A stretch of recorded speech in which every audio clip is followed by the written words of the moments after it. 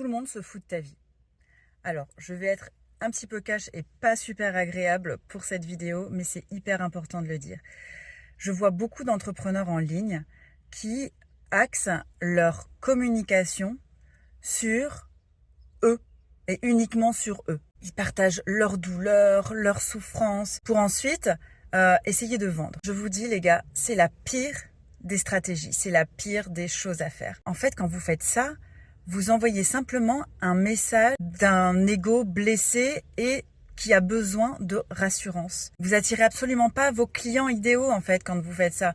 Vous paraissez simplement needy et blessé en fait, et faible, je vais le dire. Donc, ok pour l'authenticité, mais beaucoup de personnes se sont gourées et pensent que l'authenticité, c'est être uniquement dans la vulnérabilité à tout prix. Alors voilà, ça c'est un truc qui m'agace aussi, c'est quand on dit oui, il faut être vulnérable, arrêtez avec ça, on s'en fout d'être vulnérable. Authentique, oui, mais être vulnérable, être trop vulnérable sur les réseaux, en plus quand tu es entrepreneur en ligne et que tu axes ta communication là-dessus, c'est hyper red flag en fait. Tu ne rassures personne. Un client ne va pas, ou un prospect ne va pas être rassuré quand il lit ton contenu en fait. Quand tu t'engages avec quelqu'un, avec un coach, avec un professionnel, avec un accompagnant, même si tu as besoin de savoir qu'il est humain, qu'il traverse des moments difficiles, des moments de doute, il a besoin de se sentir en confiance et que tu sois stable. Tu exprimes tes difficultés, ta souffrance, à quel point c'est difficile de vivre ta vie et à quel point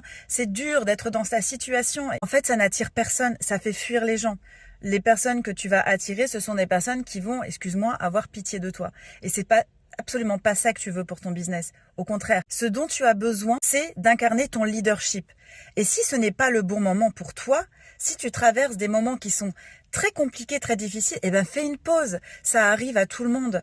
Et on n'est pas obligé d'être dans ce mindset, dans cette énergie où on se sent hyper leader, hyper porteur de projet, où on se sent, où on a les épaules d'accompagner quelqu'un. Il y a des moments dans la vie, eh ben c'est ok de faire une pause parce qu'on a besoin de se recentrer sur soi. Et ça m'est arrivé. Et je comprends tout à fait parce qu'on est tout simplement humain. Mais quand tu es dans cette phase-là, ne partage pas à outrance tes difficultés sur les réseaux sociaux. Les réseaux sociaux, Facebook, Insta, TikTok, ce n'est pas ton journal intime. Tu as le devoir de te préserver. Et Internet n'oublie rien. Donc si tu veux incarner ta posture de leader et vraiment emmener les gens avec toi, arrête avec ça, s'il te plaît.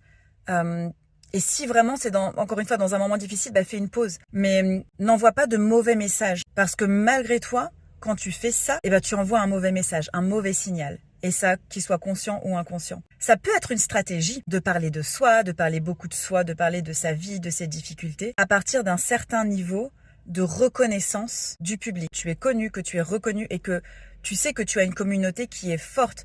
Là, tu peux te permettre de parler un peu plus de toi, de parler un peu plus de tes difficultés passées, mais ça s'arrête parce que ton rôle à toi, c'est d'emmener les gens, c'est de les accompagner vers. Ce n'est pas de te recentrer sur ton ego et vers tes souffrances parce que c'est pas du tout l'espace pour ça. En tout cas, si tes réseaux sociaux servent à développer ton business en ligne, ne va jamais sur ce terrain-là. Bisous.